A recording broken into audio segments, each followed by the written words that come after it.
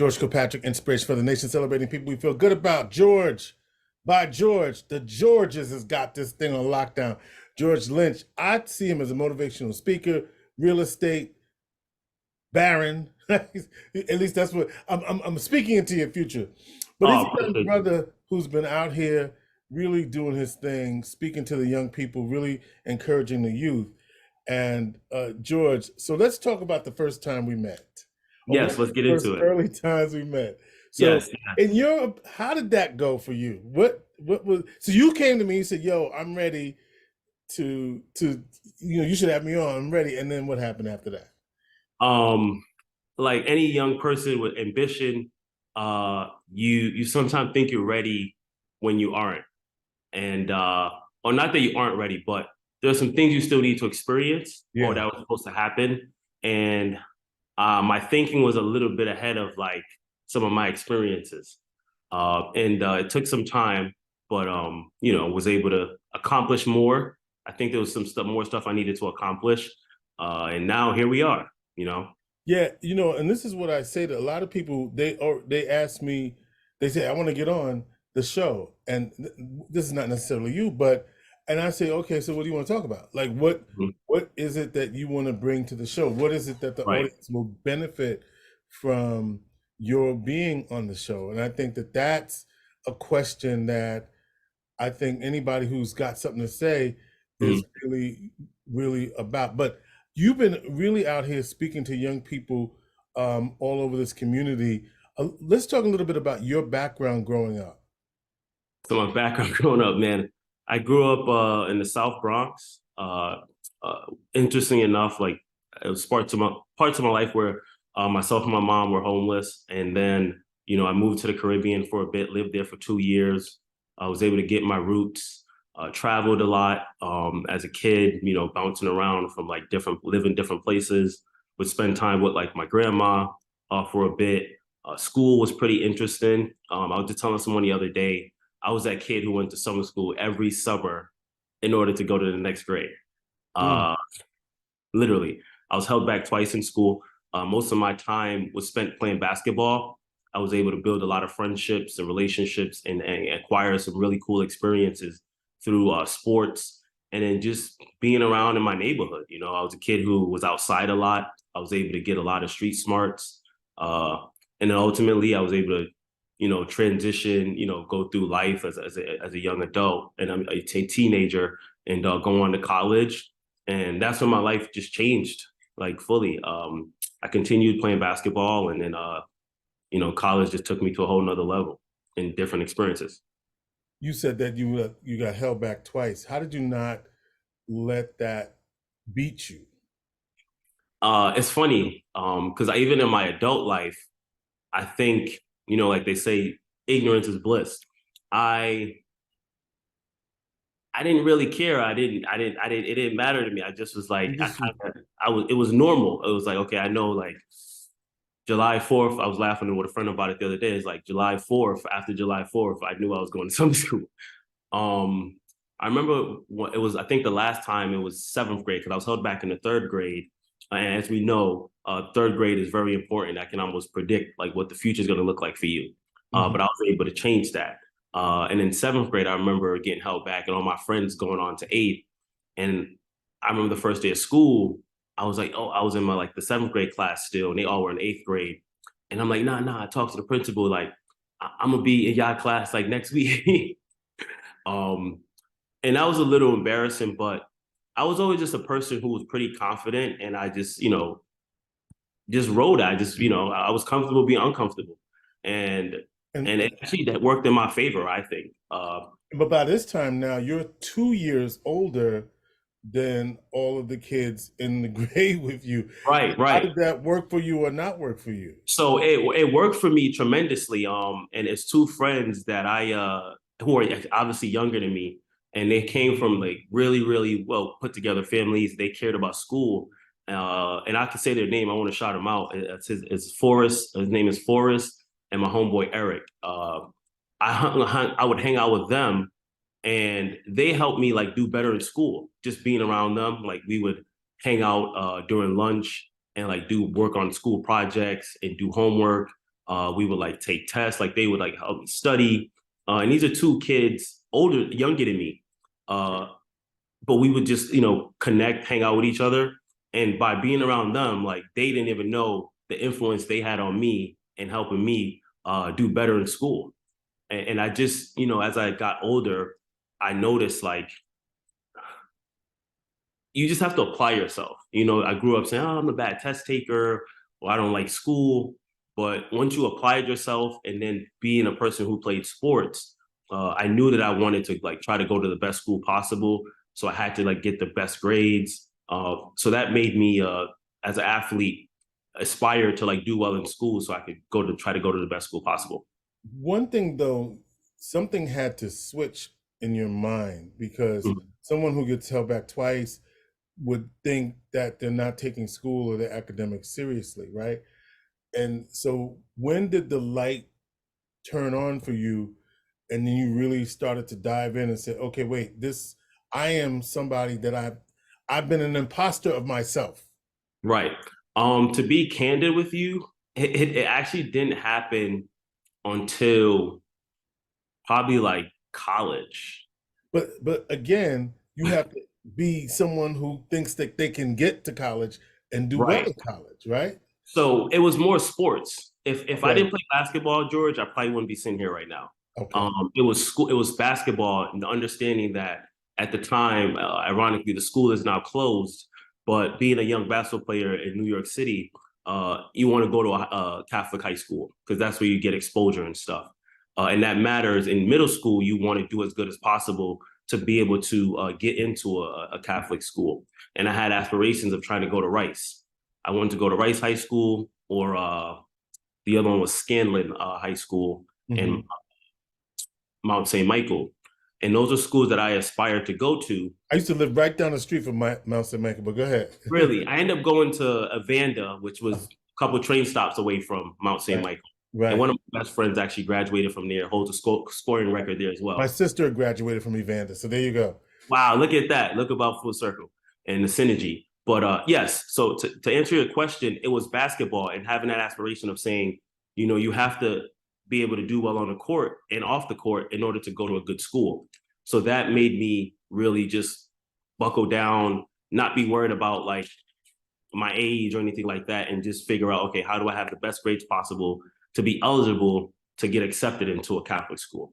So that was kind of that like aha moment as a young kid. And you've chosen Syracuse as your home. And yeah. How did you come to choose Syracuse? It's funny, man.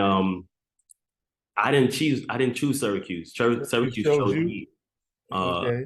It's a funny story. I was playing sports in college. I played basketball and soccer, and I befriended a bunch of individuals who all were Euro-American on the soccer team, and we end up going and I would hang out with them in their postseason. But I ended up trying out for the soccer team. Like I went to some of their postseason workouts, and being from the Caribbean, like soccer was like one of the first things I did before I even played basketball. Right. Long story short, fast forward, my friend's like, yo, you're pretty good. Like you should come try out for the team.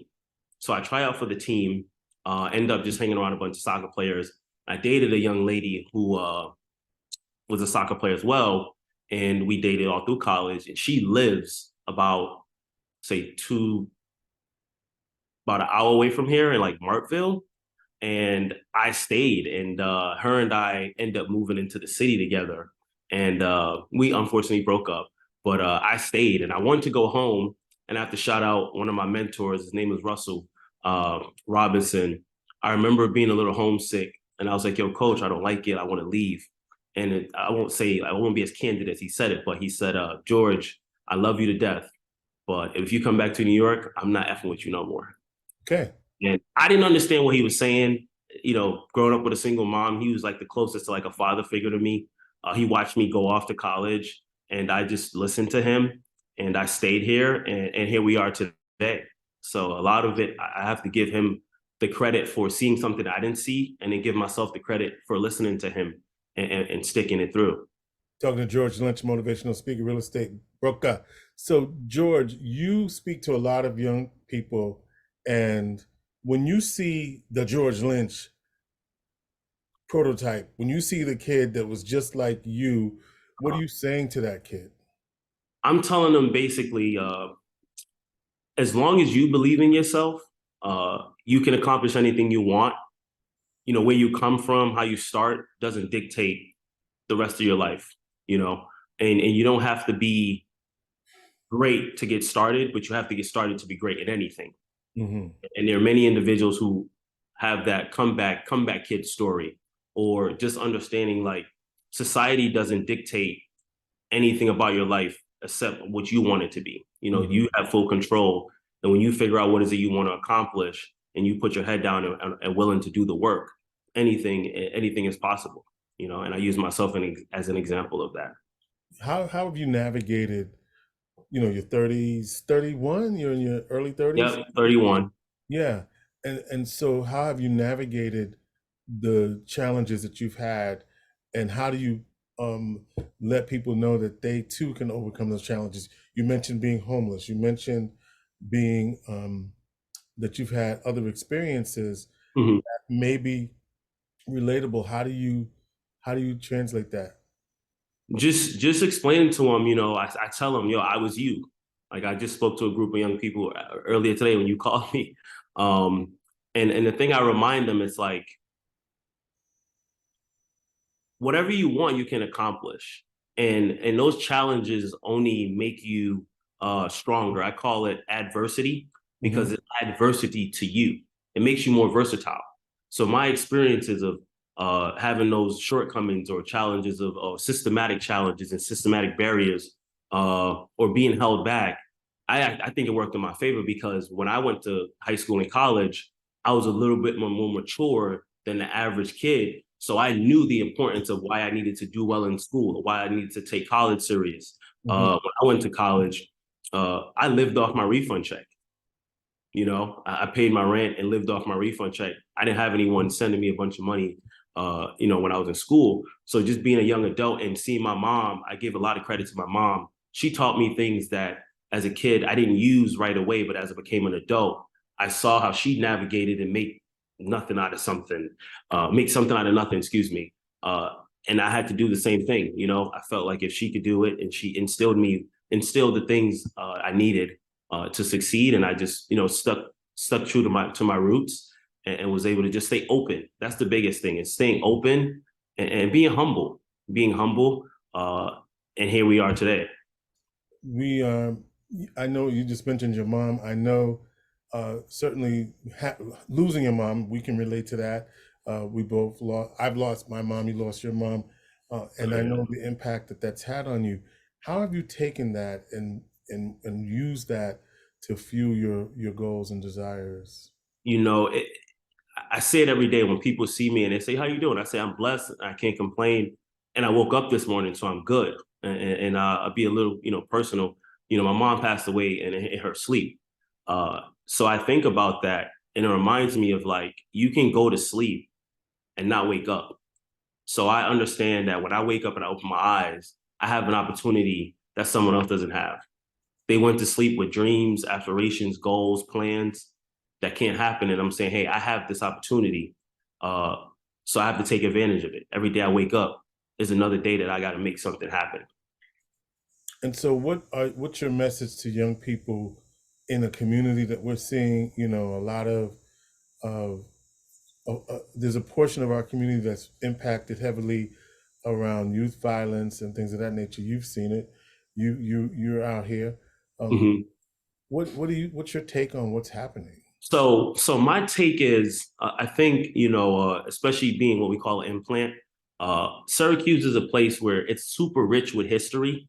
I think there's a lot of great, not even think, I know there's a lot of great things that's come out of this place, and my message is no longer looking at too much of the negative. It's there, but it's like dealing with kids. I was just teaching and working at a camp the other day, and you get kids. So, and I've taught in the past, you get kids who uh, they become conditioned to understand like if they act out, they're going to get attention, Mm, right?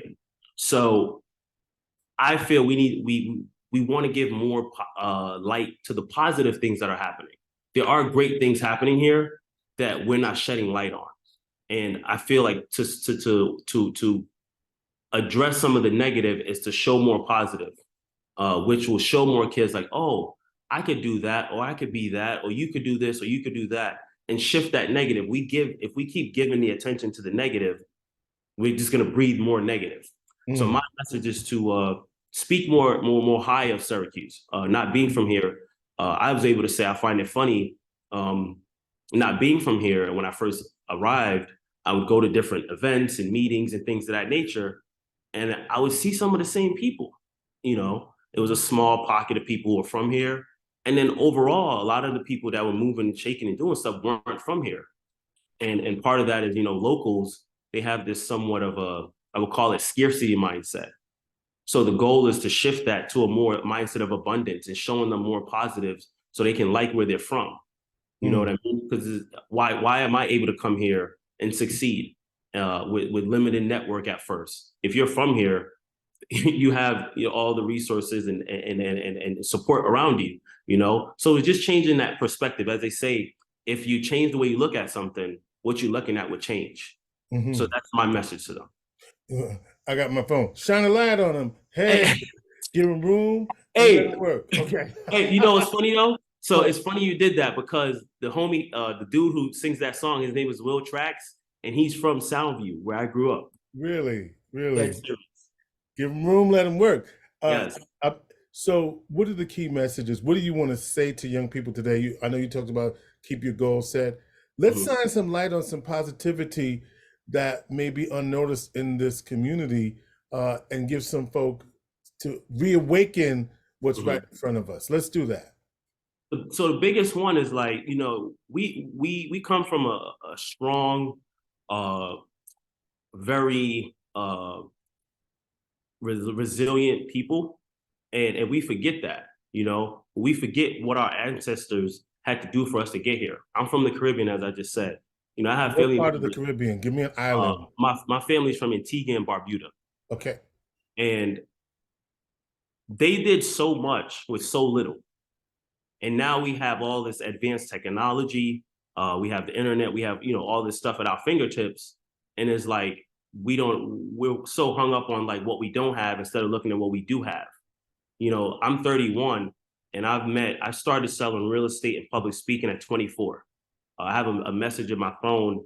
I literally text myself in 2016 saying what I was before I even did it, and I'm currently doing it.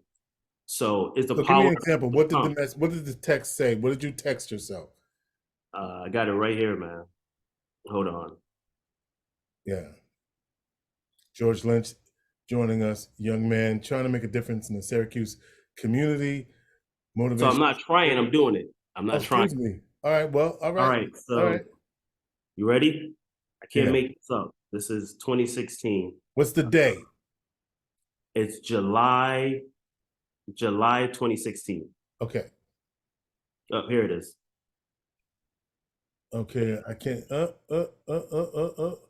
don't know if I can see it or not. But you see? I see words, but But yeah. So this is July 8th, 2016 at 2:14 p.m. And I can screenshot this to send this to you. But it says George Lynch has a passion for helping others and understanding that you have as much passion in your life. He understands you can push through everything, every no you get in life, and turn it into a lesson, into a yes. At the age of 24, George is an aspiring speaker and currently a mentor focused on young adults from high school, college, sports, as well as in life and business. He's made his life decision to step away from playing the game he loved to make a difference in the world, with his understanding where obstacles, when identified as simple as tools, allowing you and solutions to any problems that you encounter. Okay, so tell me about what that was and what you were affirming or actualizing. It was my gift, and it was something that it was, as I say, ideas and thoughts become things. And I thought about it, I envisioned it, I see myself doing it, I put it on paper, and I put action behind it. And then here we are today, and that's how, it's as simple as it is. I was telling some young people earlier, you're 6 inches away from success. And when I say that, if you take this ear to this ear is about 6 inches, no matter how big or small your head is. It's 6 inches. And what I mean by that is your mindset. Because success is more mental than physical. If you change your mindset and your mindset changes and you have that aha moment and you figure out the why and you see a larger vision for yourself, anything you want to accomplish, it can be done. It's just about the mindset and then the experiences, what you're around.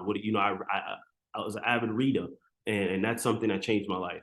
I read a couple books. The first two books that changed my life was Rich Dad Poor Dad, and then Money Master the Game by Tony Robbins. And then I always got to give shout out to Pablo Coelho, The Alchemist. The Alchemist. Those are 3 books that really made me who I am today, and then the good book, the good word. The good word.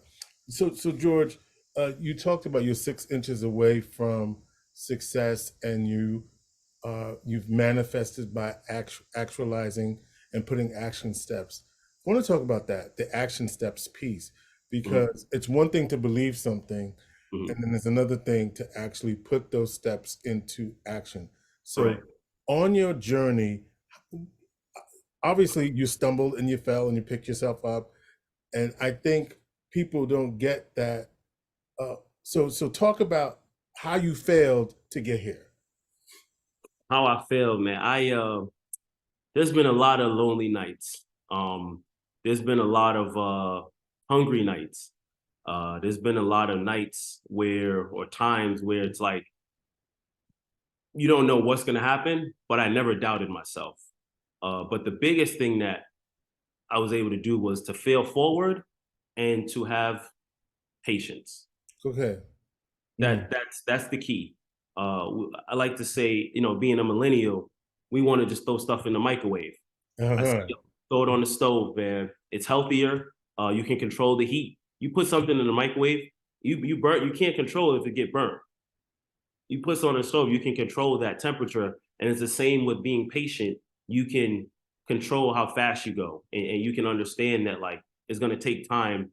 And a mentor used to say, I used to kind of want to have things happen fast, kind of like how I wanted to get on the show. And he said, George, slow down, because you'll run past your lessons and your blessings. And I was able to adhere to that and just be patient. And that's what's the biggest thing that's helped me to succeed. I think of someone like Jay-Z. He's never, one of his good friends, Emory Jones, was just saying in an interview the other day, the biggest thing he learned from Jay-Z was, as he transitioned from a rapper to a businessman, was he ran his own race and he didn't let nobody speed up his process. And the same for me.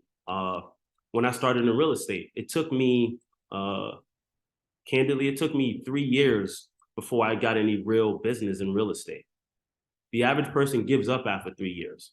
When I went through the class, I knew that I wasn't going to give up and I was going to stick it through. And if I told you the numbers and the things I'm working on now, you probably wouldn't even believe me. But the key to ultimately answer your question is just patience, man. Patience and understanding nothing happens overnight. Nothing worth having comes fast. I wanted you to tell that story because we're looking at the end result, but sometimes what people need to understand is there is a process. And so, every day wasn't a great day. No. Even though you believed it, at the end of the day, it wasn't necessarily a great day. And so you had to wake up the next day and continue that grind and deal with the hunger, deal with the disappointment, and still stay with it. 3 years and you now being in a place where you see you have the success you've been craving, that's a lot, right? And so what are the things you have to do in the meantime to keep your dream alive? Don't compare yourself to anyone. Something I like to talk about is imposter syndrome. And sometimes we see others and we have social media, so we compare ourselves to other people, and it's we don't know what they did to get there. Even with you think of celebrities or just any well-known figure, and we have the social media influencers, they don't see the studying, or they don't see the sacrifices that are needed to get there. They just see the end result. I've been able to go through this process of whether it's real estate, public speaking. I said when I first started speaking, I was 24, and I remember one time someone said to me, "Oh, how are you gonna be a motivational speaker? You're only 20 something. What do you know?" I said, "I have life experiences. I have learned experiences that you can't take away, and also just a message, you know. And ultimately, it's just understanding like nothing worth having come easy, man. You know, Mm. honestly, that's the key. And just not comparing yourself to anyone and just running your own race. You know, I like to say success is idiosyncratic. It's unique to you. It's unique to you. And I've always kept my head down. I've always been supportive of others. I don't mind being the guy in the back. If I'm the guy in the front, I'm cool with that. I'll cheer my friend on, like I'll cheer myself on. And I've always been blessed, man. Honestly, just being humble and running my own race. Yeah, I love this notion of knowing who you are and cheering other people on, running your own race, and all of that. And uh, I think that's when I think you've also matured too, watching you do your thing. Like you're just doing it. You're just out here speaking, and you're getting the experience. And I'm sure you're honing your message. At the end of the day, when you think about where you've come and what you're doing, Mhm. what should people know about you? That's a great question. I think what they should know is um, there's a whole lot behind what you see today, uh, especially because a lot of people did see me grow up. Hmm. But I've had people actually, I remember I was in the newspaper, Syracuse.com did an article on me, and I was around a group of people, and the individual, it was funny too, when I did the interview and I knew it was coming out, I was like, there's some people who don't know me prior to knowing me now. So when I shared some stuff, they were like, is that true? You know, and stuff like that. And then it was some skepticism. And I remember an individual asked me, and this person that looked just like me, he literally he asked me like, "Oh, what type of homeless were you?" You What know, type? yeah, literally. This gentleman asked me that, and it was funny because I laughed and I said, "Man, I knew people were going to ask something like that." And I Hmm. explained to him, going to the EAU over there on Grand Concourse, not too far from Hostos. I would leave school, chill with my Post those community college. Go. correct. I would the EAU is where you would go. It's like a main hub where you would go, like spend time and then try to get placed somewhere for that night, and then you go back there and you do it all over again. So Hmm. I would leave the homeless shelter, go to school, or leave school, go to my grandma's house for a couple hours, and then you have to check in to this place by like 5, 6 o'clock and Hmm. sit there with a whole bunch of people, bags, kids crying, a whole it was crazy. But those experiences. But ultimately, what I want them to take away and know about me is I'm no different than them. You know, I had the same challenges, some worse, maybe not as worse, but I'm a person who just wants to succeed in life. And I think ultimately, I just want people to know I'm a flawed human being figuring this thing out. And I think we all are. We're all flawed and we're trying to figure this thing out as we go. If you're writing George 7 years from now, what does it say? Keep going and don't stop. And as I said, you don't have to be great to get started, but you have to get started to be great. That's my message, because we sometimes create these barriers for ourselves of like, oh, I need to like have this before I do that, or I need to do this before I do that, or this person needs to know me first. And it's like, just get started, man, and you'll figure it out as you go. And there's so many lessons that you learn along the way that prepare you for even a moment like this. I thought I was ready almost 7 years ago, almost 8 years ago. And here we are today. And there's so much that led up to this that makes this moment so much more impactful. Yeah, and I know that you're going to continue to have an impact and make a difference in the community. And what's your hope for other young men your age, some of whom have not found their way, who see themselves caught up in the incarceral system, Uh-huh. and believe, but because it didn't just quite work out for them. So I would say, everyone has their own journey, but it's better late than never. Gotcha. but never late is better. And then when we talk about young men who may or may not be in some type of judicial system or issue, I tell them, it's cheaper for you to go to college than for you to be in jail, and then ultimately to use your mind as your weapon instead of a gun. The most dangerous thing to a Euro-American person is a smart Black man. That's your biggest weapon, is your mind. And they can't stop that weapon. They can't do anything to that weapon. Right. So I would say weaponize your mind and use it for positive. And lastly, understand when you shoot someone or you hurt someone, and I grew up around this, so I know that there's a point in life where, and I had experiences that I won't speak on, but there's a point in life, unfortunately, where you don't value life yet. Because I've had situations as a kid growing up where now that I think about it, I'm like, oh, I could have died that day. Or like I have friends who've passed away, who grew up and didn't get over 20. So what aren't you speaking on? You don't have to ask. Just neighborhood stuff. If you wasn't there, you wasn't there. I can't speak on it. You know what I mean? But just things that you do as a young kid in any inner city, or you see that Do you have regrets about those things? I don't regret it because it was a part of my life. I think life was already destined and it was planned out. If I would have made different decisions, I may regret, but I made the right decisions. I always knew to not let my environment dictate too much of who I was. Do you think, are you able to be authentically yourself? I was talking with some folk today, and one of the things that, especially for young Black men, is this idea that, we hear this thing about Black boy joy, but that I have to mask that to navigate these streets. Do you relate to that? And how do you relate to that? I don't think so, because I have friends who know me now and they love to see who I am now. They'll text me and be like, yo, bro, I'm so proud of you.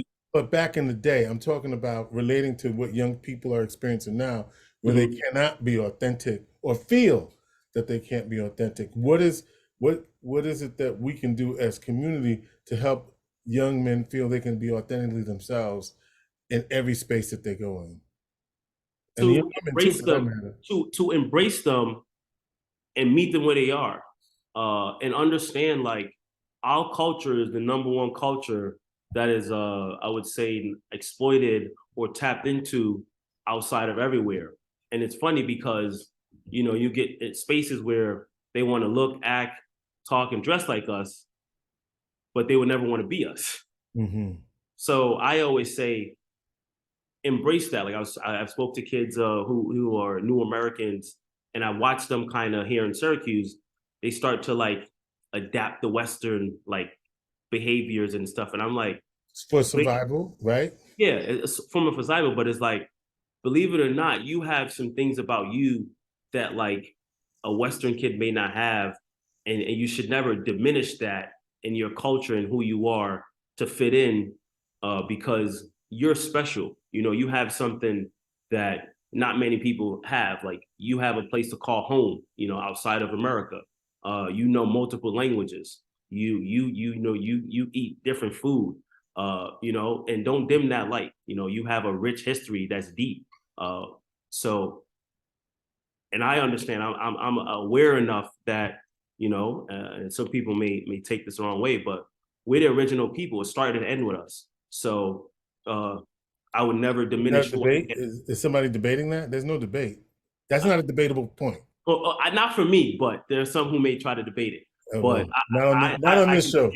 I can stand on that. It starts with us, and I would never diminish all of what my ancestors and the people before me have put in for me to be here. So I would never diminish that, and I don't think any young person of any ethnic background should ever diminish that, because America stands on the diversity of different ethnicities being here. Last to-do action step for our listeners, whether they be mature and seasoned, or whether they're just coming up into the game. Because you said it's never too late. What did you say? It's Better late than never. Better But late never than late never. is better. But what? Better late than never, but never late is better. That never late. All right. So what's the take with to do action step for the So the first action step, I would say, acquire knowledge of yourself. That's huge.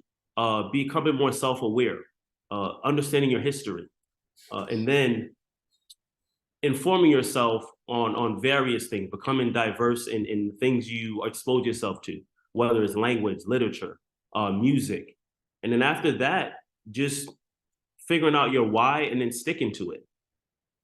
But the knowledge of self is key. Understanding who you are is going to help you understand everything else around you. You know, it's like I say, if I made you close your eye and I made you open your eye and say, hey, I need you to get 7 blocks away. In order for you to understand where you're going, you need to figure out where you are first.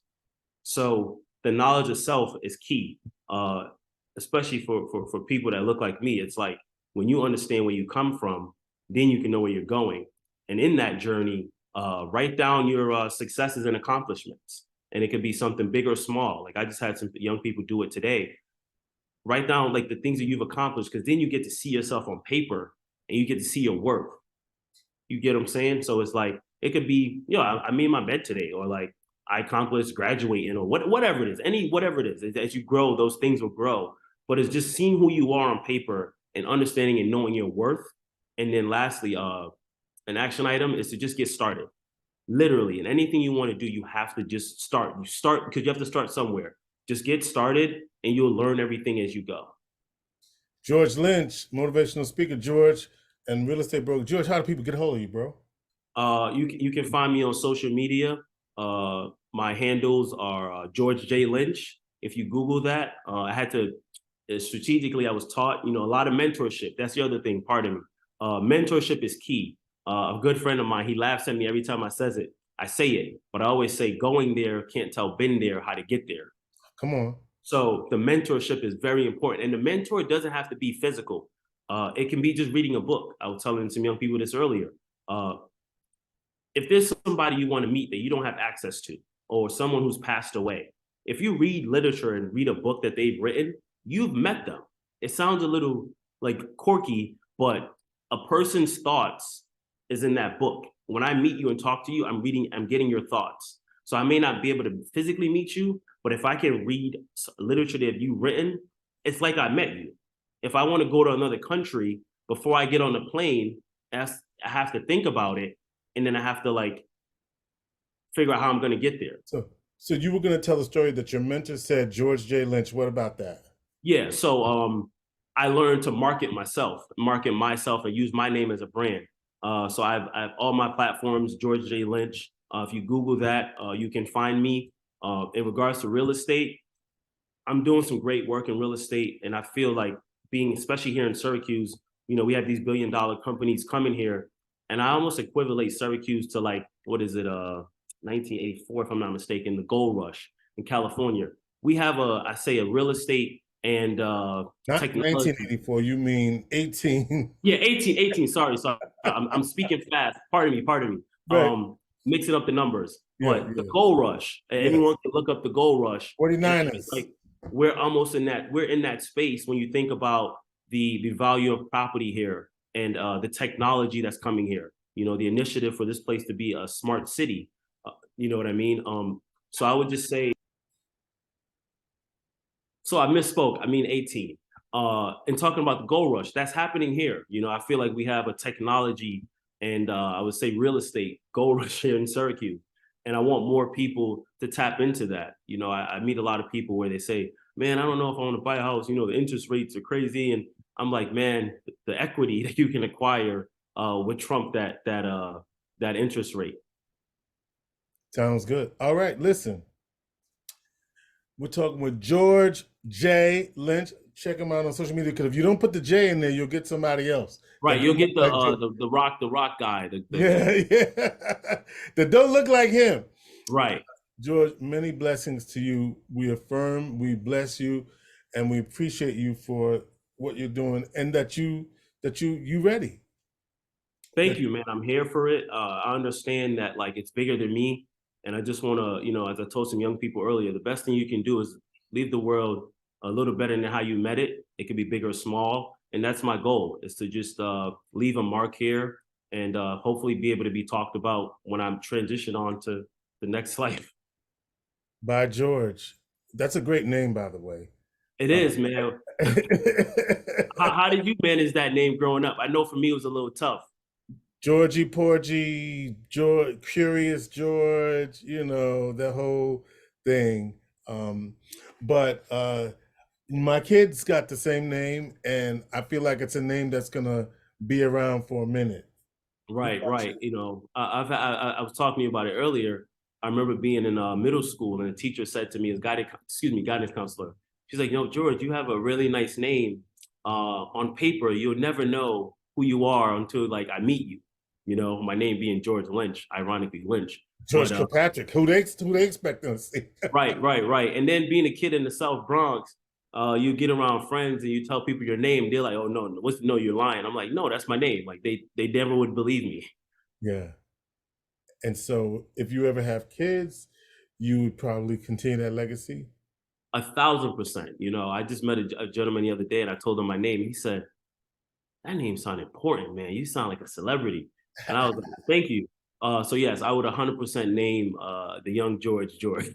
There you go. There you go. All right, George J Lynch, check him out social media. Thank you for being an inspiration for the nation. Thank you for having me, George, and keep hope alive, man. Inspiration for the nation.